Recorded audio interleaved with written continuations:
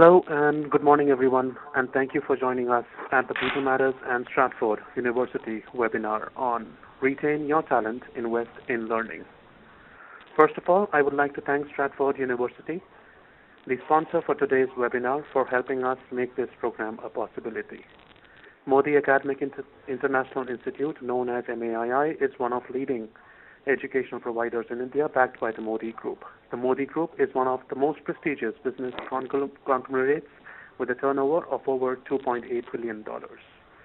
MAII has brought in the first American university in India for working adults, Stratford University, Virginia, USA. Over the last 5 years, MAII has been working successfully with several corporate houses to help them meet their key concerns, reduce attrition, and retain top management, top talent, employee engagement, and skills development. MAII is an initiative from the KK Modi Group through a joint venture with Stratford University, Virginia, USA. Stratford University has 5 campuses and is accredited by ACICS, one of the oldest accrediting bodies in the US. To know more about Stratford, you can log on to www.mai.in. We have the privilege of having with us our 2 speakers for this webinar, Rajiv Sharma, Vice President, Organizational and Learning and Development in Core Capital Group, and Rajiv Narayanan, Vice President, Sales and Marketing, Modi Academic International Institute. Rajiv Sharma, VP, Organizational and L&D in Core Capital Group, is a seasoned HR professional, currently serving as the Vice President of Organization and Leadership Development for Encore Capital Group. He joined the company in the year 2007 and led the company for its Great Place to Work recognition 2 years in a row. Prior to his current experience, he has led the Human Resource Business Partner function for Dell International Services, where he was instrumental in defining robust engagement and learning maps for the employees that supported the organization imperatives.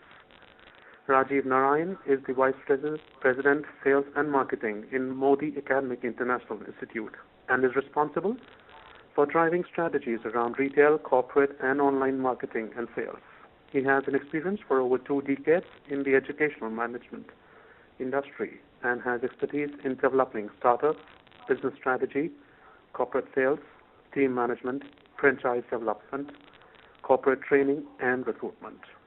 He was recently nominated for Effective Leadership and Teamwork program at IIT Kharagpur.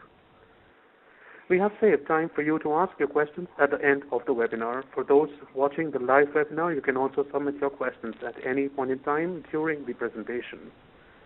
We will try to respond to as many questions as the time allows. We have a full exciting agenda planned for the webinar today. Rajiv Sharma from Encore Capital Group will take the lead, followed by Rajiv Narayan. So without any further delay, I'm going to hand over the webinar microphone to the first speaker for the day, Rajiv Sharma. Over to you. Thank you, Puneet, and morning, my fellow participants. And as I was sort of looking at talking about why should organizations invest in learning, I was sort of struggling with coming up with something new that I could share with you, because the fact that organizations need to invest in learning to retain talent is a cliche. It's like honesty is the best policy. We all know that, don't we? And as I thought about it, I thought, let me give it a different switch. Let me think about a business case which makes learning a business case for organizations. And I thought about, why should organizations invest in learning? They have limited budgets. Talent pool availability is inabundant, but then organizations need to be successful in the marketplace too. And as I was thinking about marketplace, I was thinking about consumers, and I said consumers continue to change, that their needs continue to change, and if consumers continue to change, the only way organizations can adapt to this change is by learning new tactics. An organization on its own cannot do this. Organizations can continue to adapt to the change by making sure that their employees learn. that their employees can innovatively think about new products, new product deliveries, new product offerings to ensure that their consumers don't go into competition. Let me give you an Apple example. From an Apple perspective, I think when Steve Jobs was thinking about their flagship product, which is the iPod, he would have even at that point in time started thinking about the iPhone. In a company, you don't think about new products one point in time. You continue to innovate, you continue to think about new offerings, and hence I feel that learning is actually an inherent part of a business curve. To ensure that organizations go to the marketplace and are successful, they continue to invest in learning. They continue to invest in learning not only when the business is starting up, but they continue to invest in learning when the business is maturing, because then they need to go back to the market and with a new product, with a new offering. So the fact that learning is an important paradigm for organizations is a no-brainer.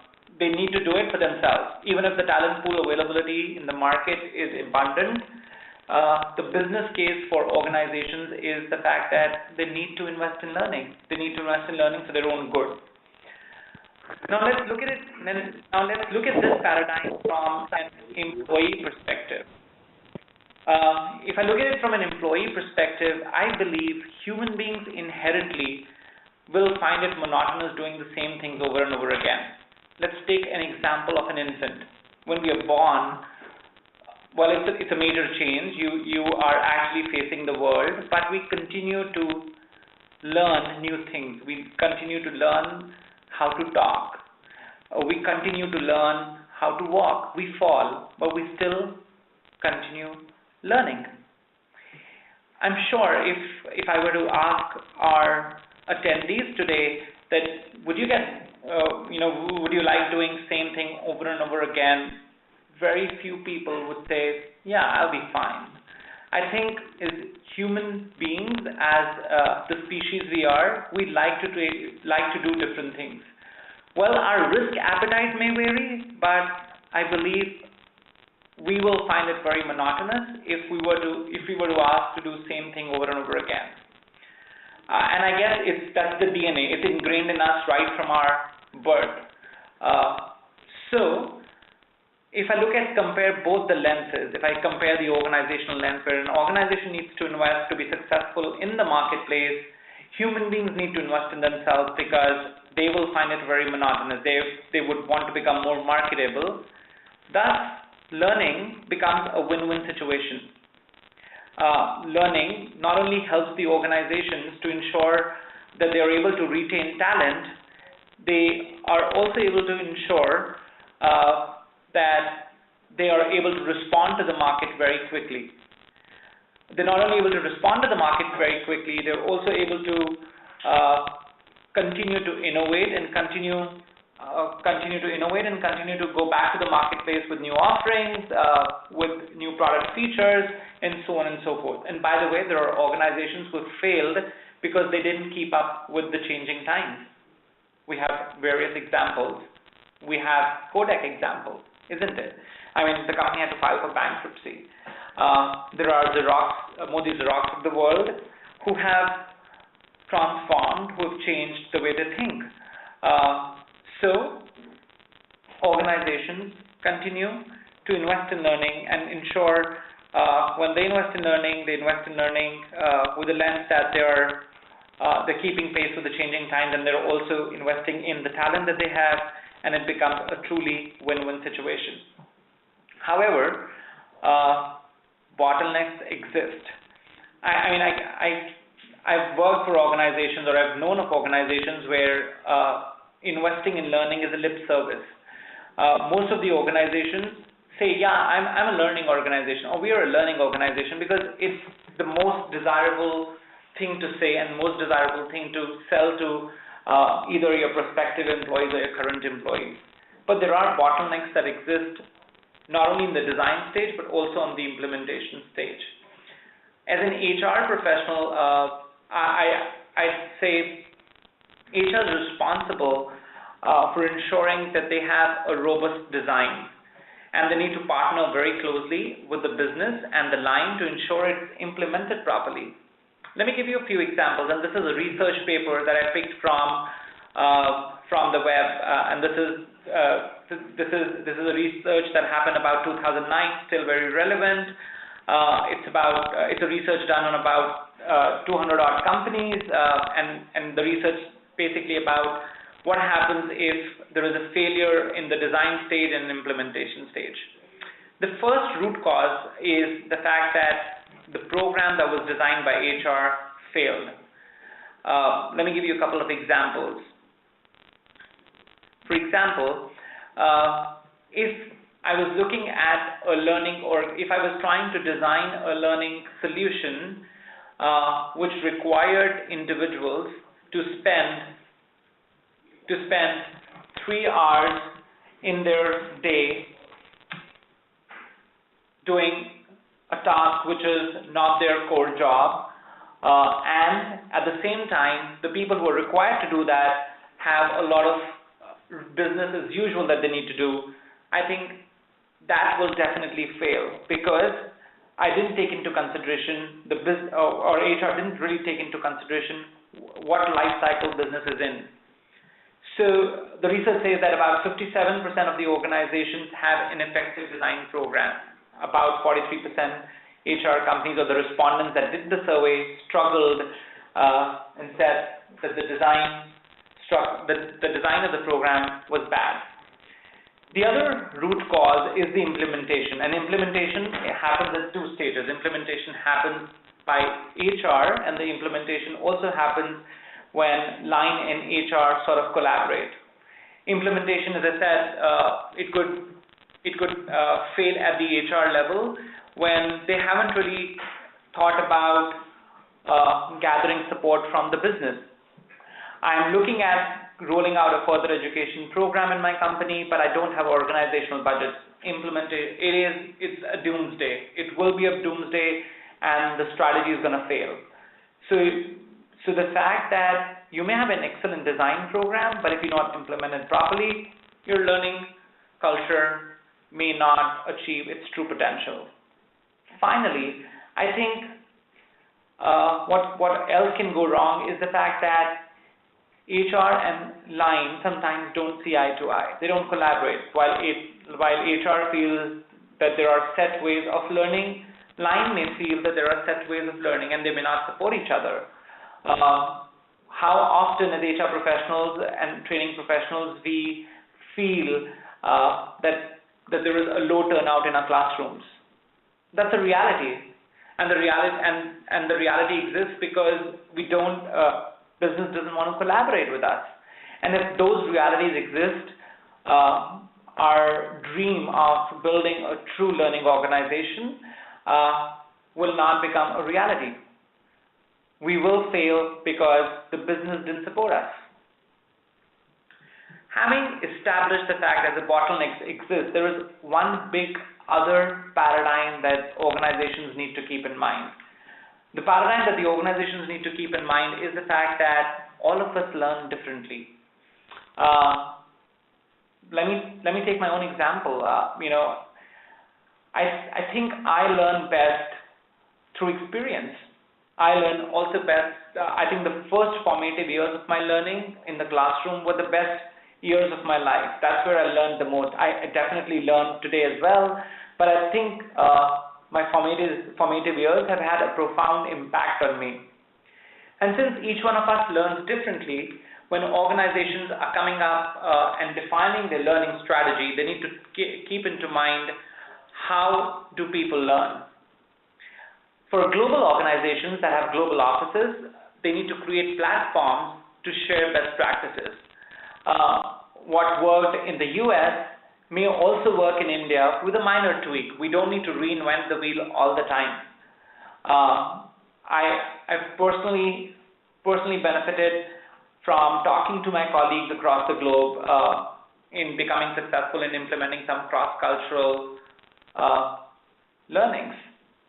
The other one is scope expansion. Give a person a challenging assignment. increase the amount of responsibility, and this is where most of the organizations feel people learn by promoting people. That's a great example of how your scope for a role expands and how people feel that people can learn. By the way, promotion is one way. All that I want to say here is the fact that promotion may be an organizational tool, but there are people who fill in temporary positions, and job rotations or career movements are also a way of ensuring people's scope expands and people learn. The other way organizations learn or individuals learn is by putting them into a crisis situation. I think many of us would agree. Many of us would agree today that when we are handling a crisis situation, our best comes into play, because that's when we are required to think on the feet, and it's like baptism by fire. Finally, learning is not only limited to your knowledge piece of it. Learning goes beyond just your knowledge. Learning goes even up to your attitude. How often our managers have assigned us to work with people who we didn't feel we get along well with, or we will get along well with. Managing a challenging relationship itself is a very big learning. I mean, I have learned by working with people who I thought wouldn't be able to add value.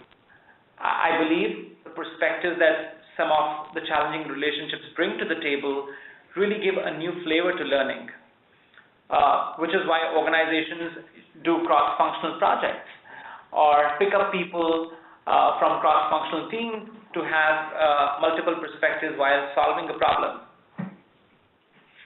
The other two ways how people learn is the classroom study.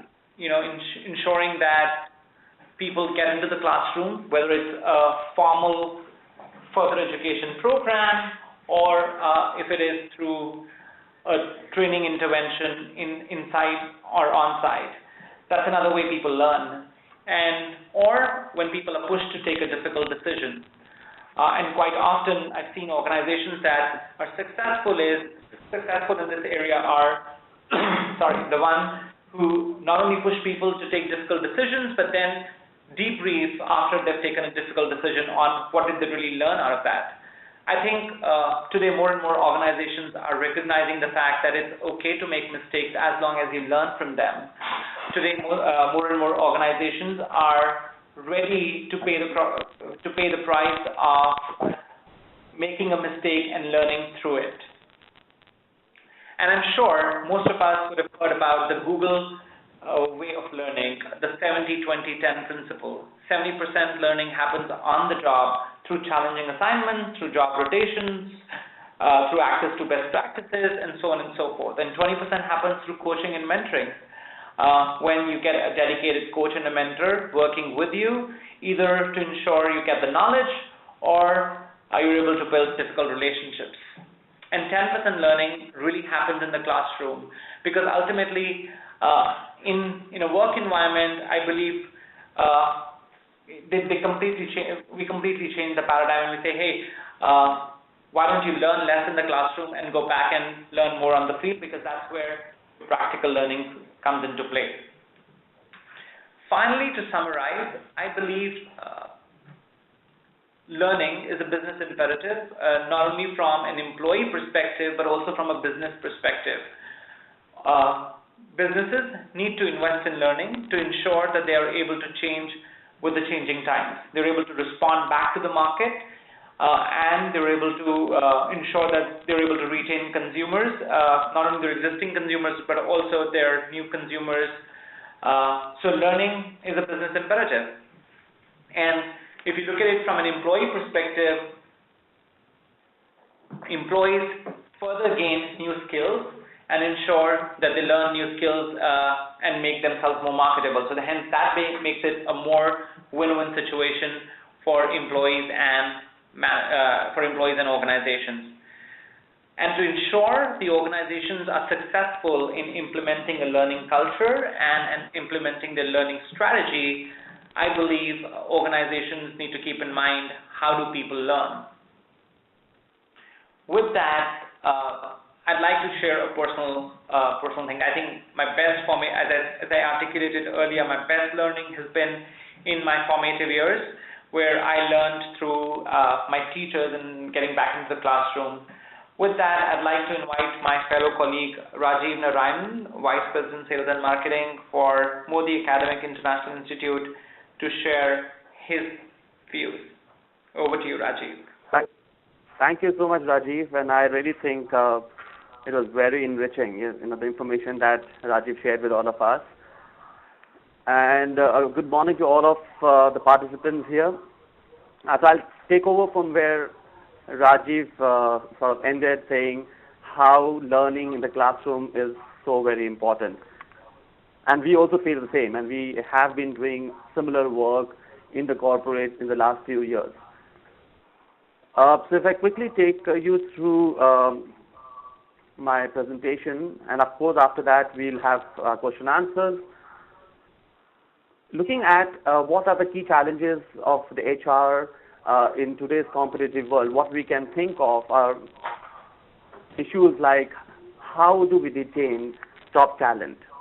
I mean, we always talk about how do we hire, and we keep coming up with innovative ways of hiring. But how about looking at innovative ways to retain the talent? Talent on which we have already invested so much money, we have invested so much time, and then we let that person go to our competitors. So my next few slides are going to talk about how we could work on those challenges and see how we can retain our trained and experienced employees. Recently there was a research in the US, a Gallup research in the US, and what they found out was more than 50% of the people who leave organizations don't really leave organizations for a higher pay. And that stands true for India as well. There was a research by NASSCOM, and they also found the same percentage in India. So while people do leave organizations for growth, for money, but we've seen a whole lot of them actually leave organizations for higher education. Because somewhere in their careers, they feel they are stuck, they're not being able to learn more, and then they look at opportunities or ways to upgrade their knowledge, and hence leave a job and try to see and take up higher education to enrich their knowledge and then come back to the corporate world. How about stopping that 50% at the organization level itself? So we from MAII have been working on this concept now since the last 6 years. And we recommend a strong connection between the industry and the academia. We feel that if the industry can work closely with the academia and find out the needs of these employees who are leaving for higher education and provide them at the same at their own organization level, we will be able to retain a huge amount of employees and thereby save cost which we incur to keep rehiring for the same position. But before we do that, the organization has to find out a good partner, a partner who understands higher education, a partner who understands adult education, a partner who understands what the needs of the clients are and has the capability to tailor-make the curriculum based on the outcomes that the organization is looking for. So keeping that in mind, MAII launched this concept of adult learning in India in about 2006. Now this is a very, very common concept in the US. This has been there for years. And when we researched this in the US, we found that this is working very, very successfully there. What was happening in India was that there was higher education being offered in the corporate, but the higher education that was being offered to the corporate at the corporates were absolutely the same way that it happens at the university levels, which we offer to the freshers. Now, there are two different kind of people. The kind of teaching methodology that you have for freshers will not apply for the working adults. The working adults have different needs as compared to those that the freshers would need, and hence there is this problem of the education, even if it's being offered, is not fulfilling the requirements of the professionals. So what is adult learning? If we quickly go through that. Adult learning has to be very flexible. So adult learning has to be an education that a person or an employee takes without compromising on his professional or personal commitments.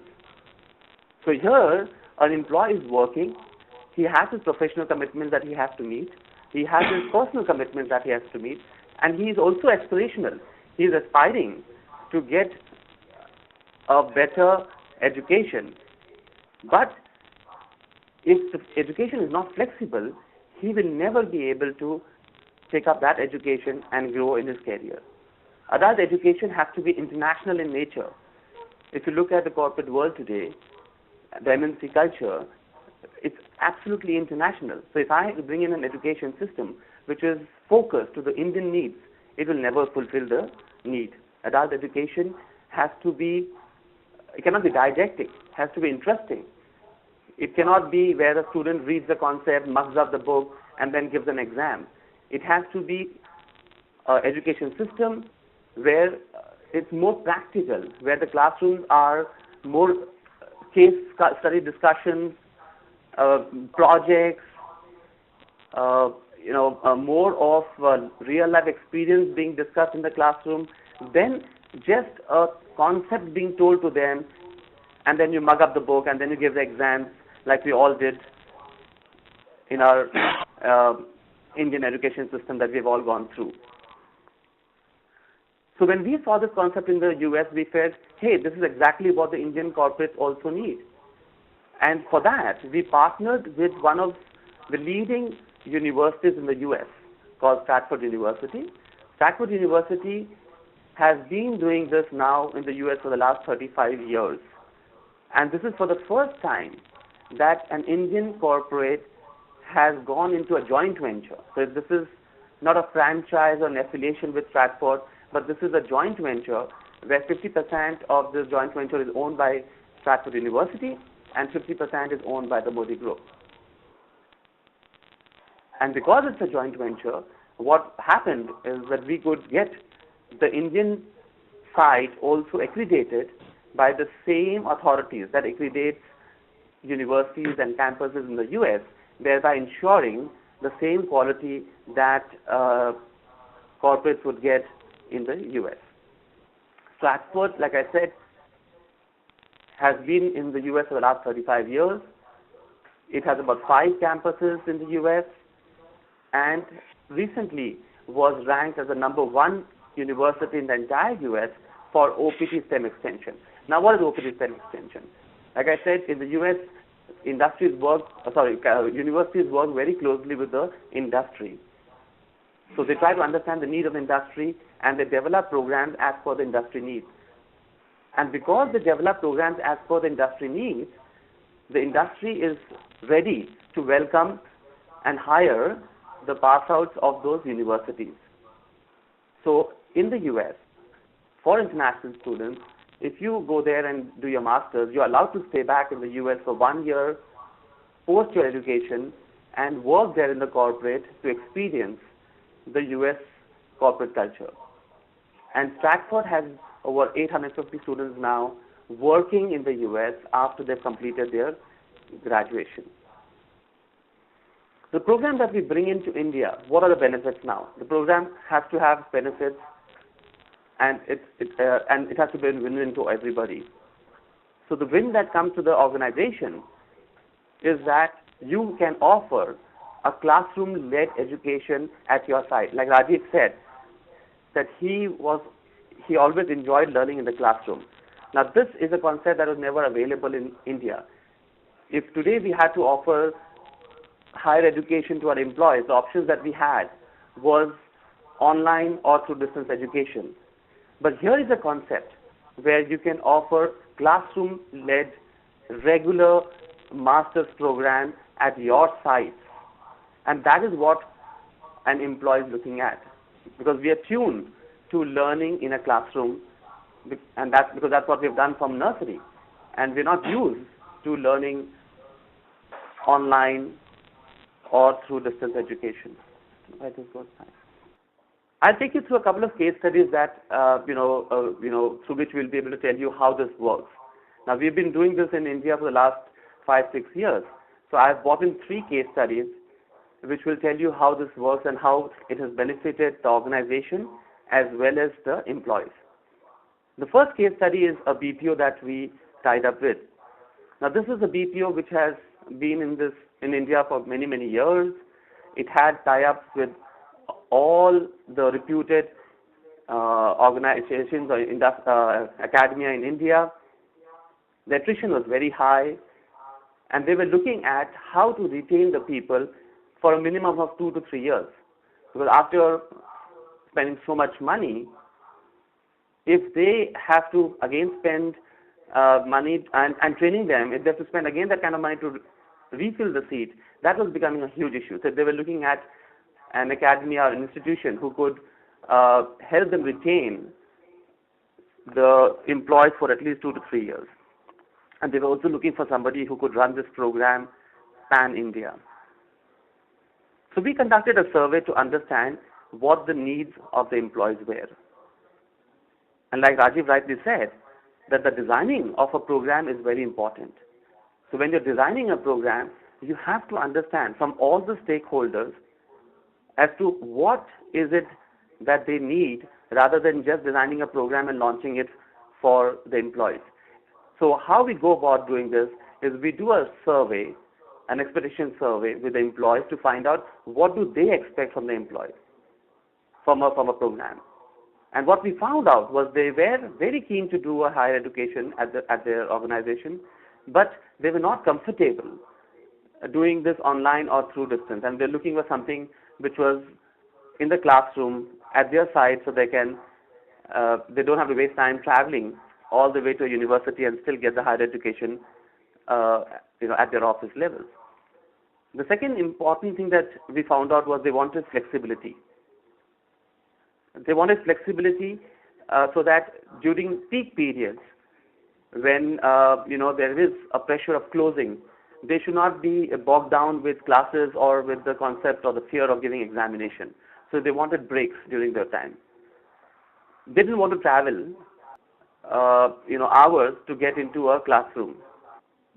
So those are some of the findings that we could find out from the expectation survey that we did. And the solution to that we came up with this concept of online learning site, where we set up an American university center at the corporate, which is what they all were very excited about. So here they got an opportunity not just to have a face-to-face classroom teaching, but also get an American accredited degree without having to compromise on their personal and official commitments. We gave them the flexibility wherein they were asked to attend classroom only once or twice a week, and there was no pressure on the fees because we offered them a loan from the bank so that the barrier of the fee was not there. They could start the program and repay for the program once they completed it and grew in their professional careers.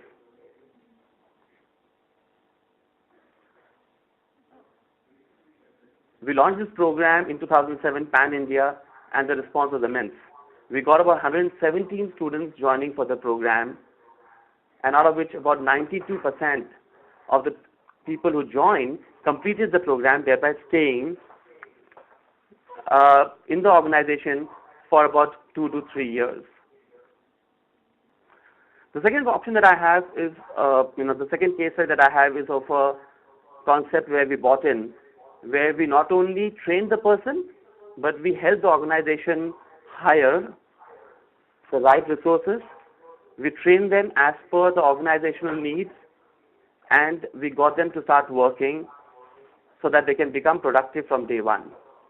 Now, we've also seen that a lot of people, a lot of organizations hire prospective employees and then invest so much money on training, and they become productive only after X number of months. But what we tried to do here was eliminate that period for the organization, wherein we would hire the employees as per the need of the organization, train them as per the need again, and get them to work from day one.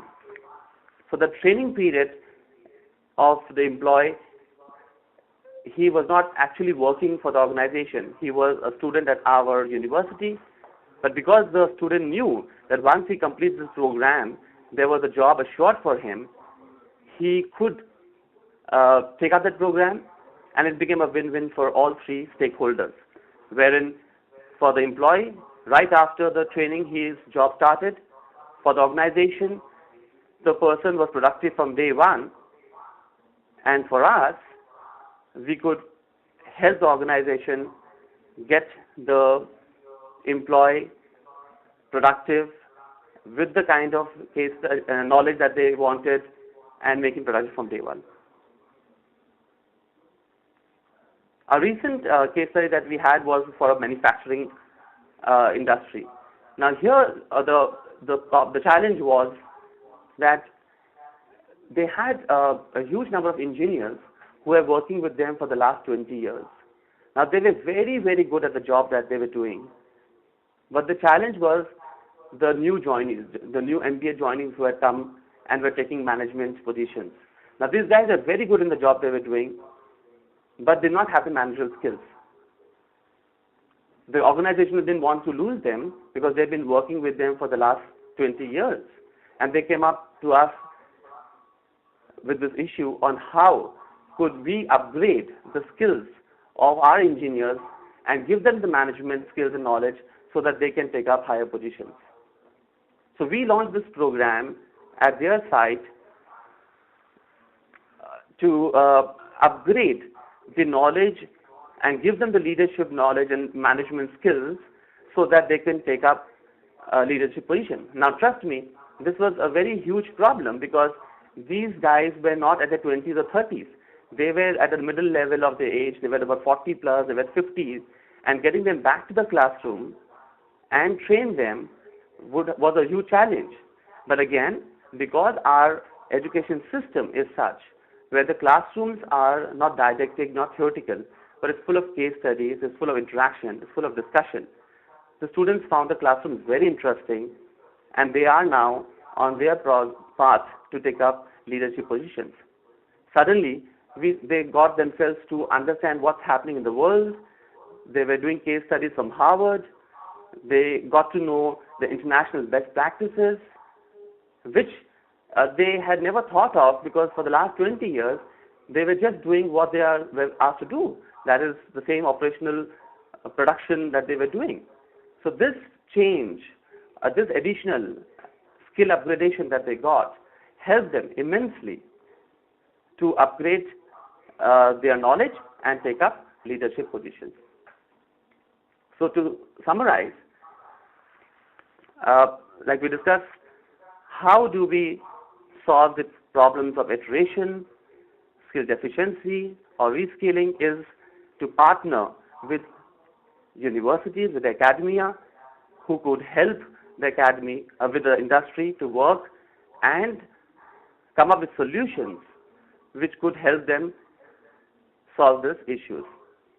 And if the academia and the corporate work together, they would be able to retain the talent, they would be able to reskill the employees that they have, and thereby solve or save a lot of money that they invest in trying to recruit more and more people and fill up the kind of people, the seats that have got vacated because of the attrition.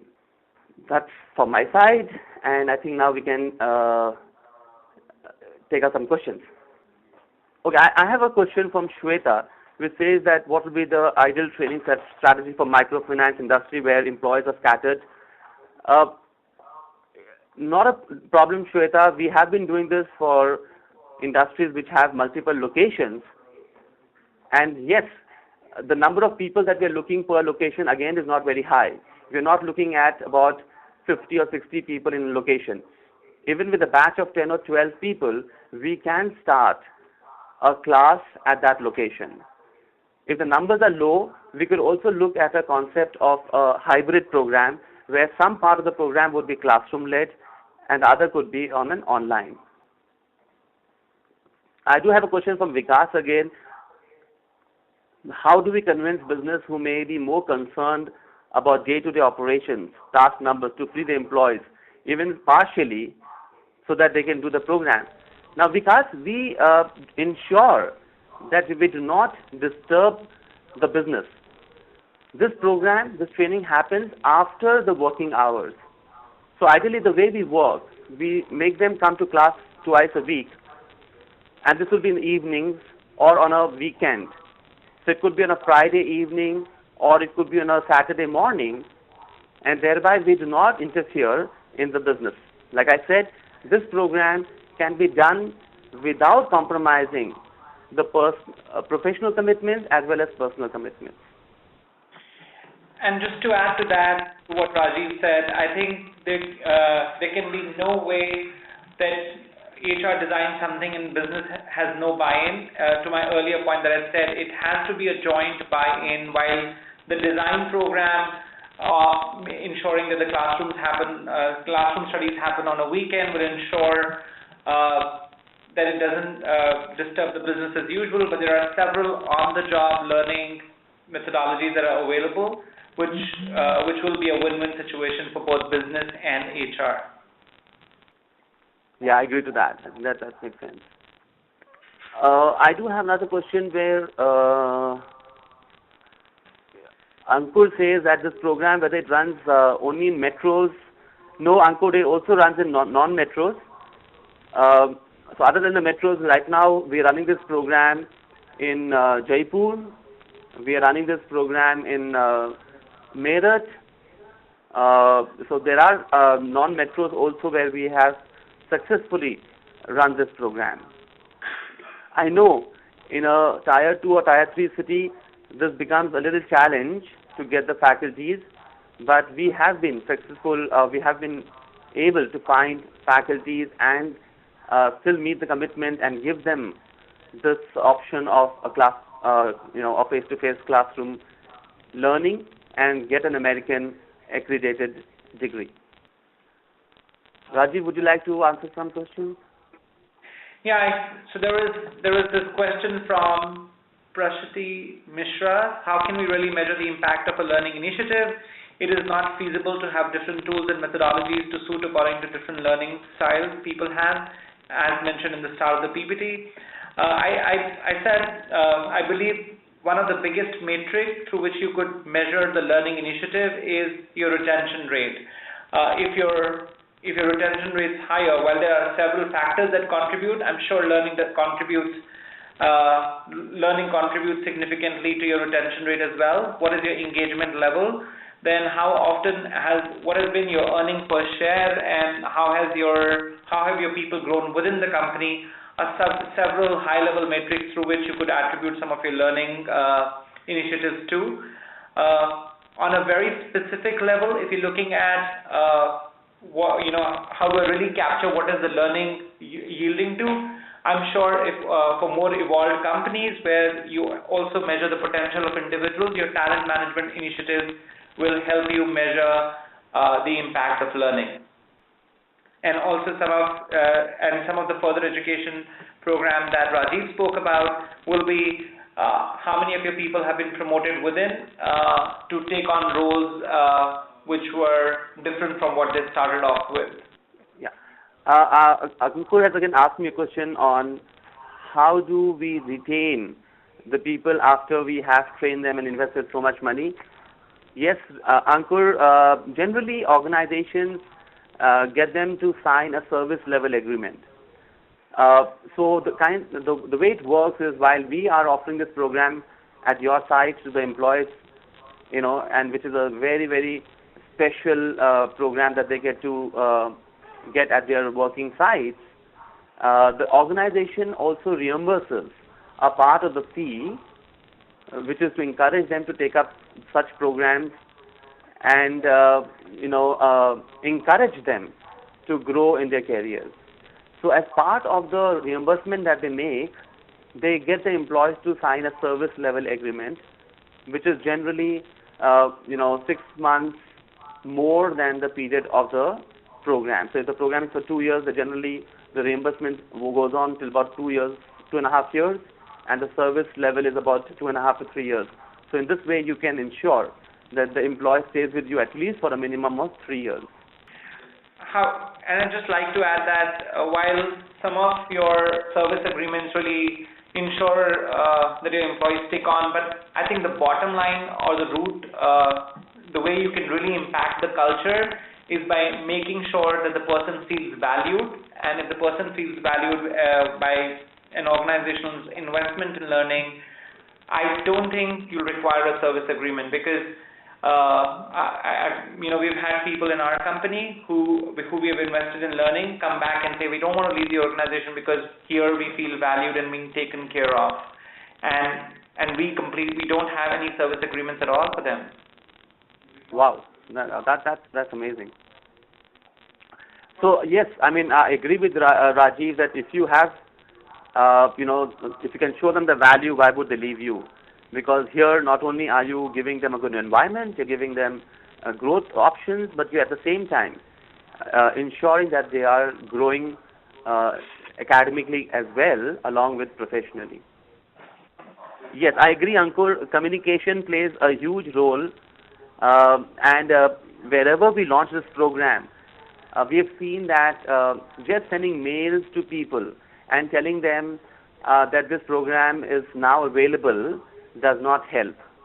So whenever we launch this program and wherever we have launched this program, we have not just depended on emails, but we have done a lot of road shows, we have done flow walks, we have done presentations to small groups without disturbing work, and we have shown them the value addition that they would get by doing this program while working.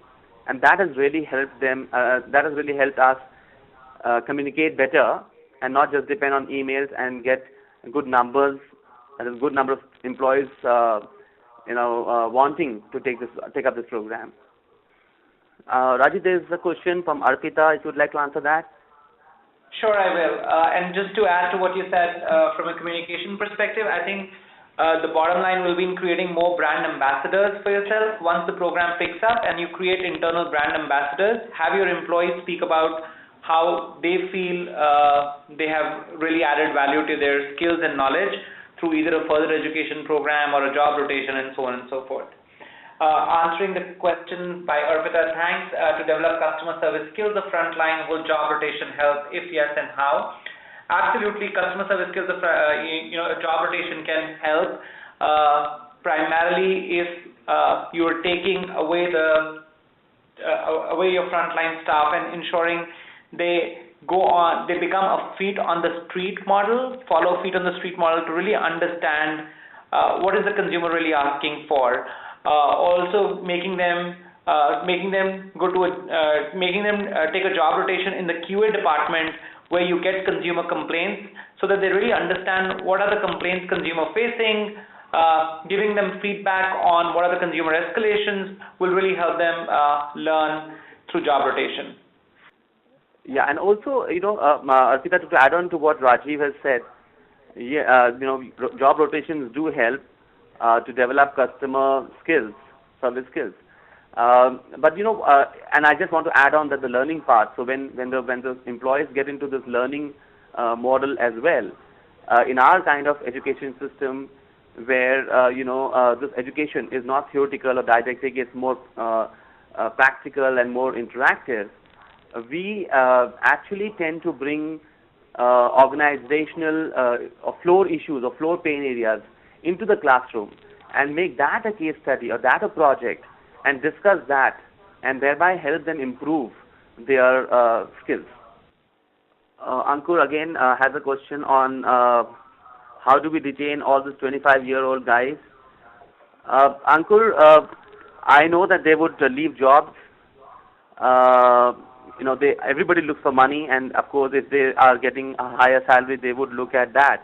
But if we can show them the value addition, that today they may be getting 5,000 rupees more, but after 2 years, they would just get a 10,000 rupees more if they switch jobs, vis-a-vis doing a program which is going to help them grow up the ladder and get a better package and a better salary than just this yearly increments or this hikes that they get by switching jobs.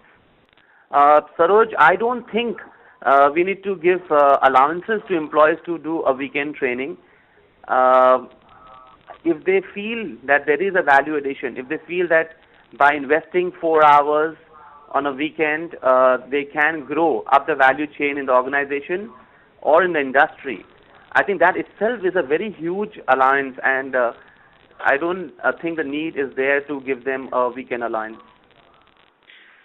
And I think any learning strategy has to be a pull rather than a push, because I think pull's more self-driven, and learning again has to be a joint responsibility, and the bigger responsibility is of the employee rather than the organization. I think most of the learning strategies fail if you sort of start pushing learning down the throat of your employees.